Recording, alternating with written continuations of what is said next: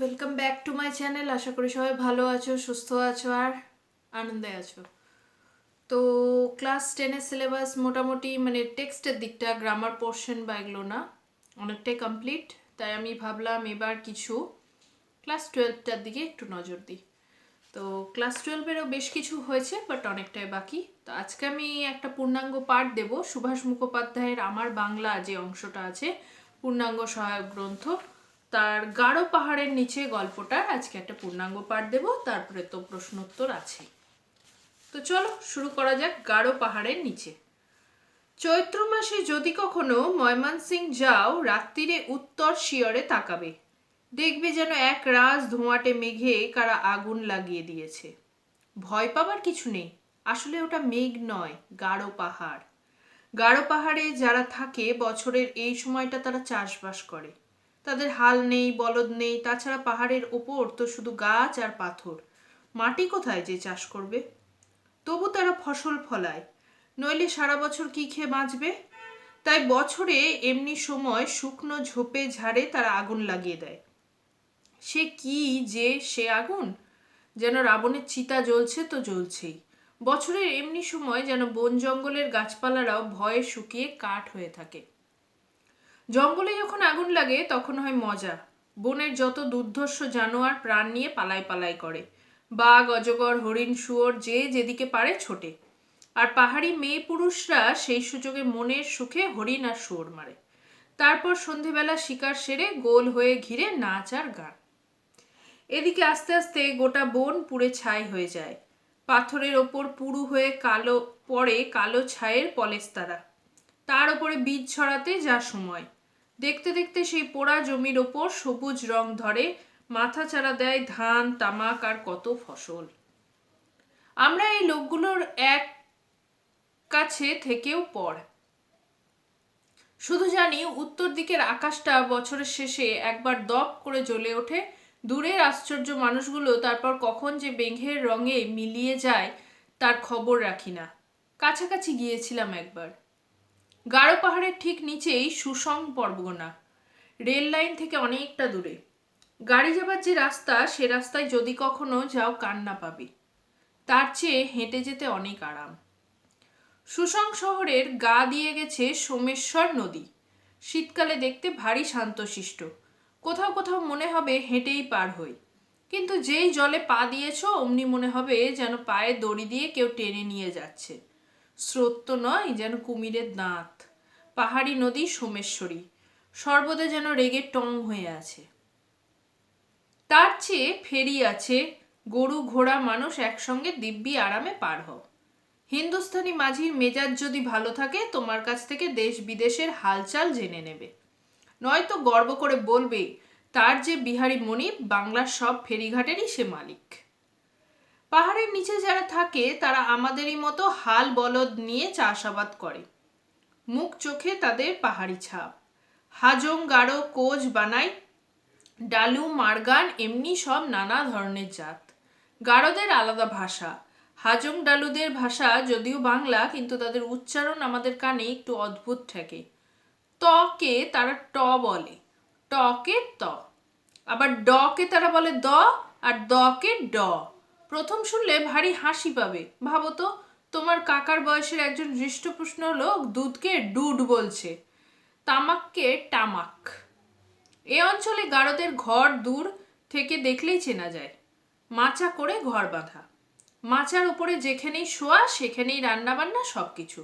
হাঁস মুরগিও এই উচ্চাসনেই থাকে। এটা হচ্ছে পাহাড়ি স্বভাব। বুনো জন্তু জানোয়ারের ভয়েই এই ব্যবস্থা। এই অঞ্চলের হাজংরাই সংখ্যায় সবচেয়ে বেশি। হাজং কথার মানে নাকি পোকা। তাদের মতে পাহাড়তলির এই অঞ্চলে হাজংরাই প্রথম আসে। আর তখন চাষবাসে তাদের জুড়ি নাকি আর কেউ ছিল না। পাহাড়ি গারোরা তাই তারিফ করে তাদের নাম দিয়েছে হাজং, অর্থাৎ চাষের পোকা। ধানের ক্ষেত দেখলে কথাটা বিশ্বাস না করে উপায় নেই। একটু কষ্ট করে যদি পাহাড় না হোক একটা টিলার ওপরে ওঠো, নিচের দিকে তাকালে দেখবে পৃথিবীটা সবুজ। যত দূর দেখা যায় শুধু ধান আর ধান।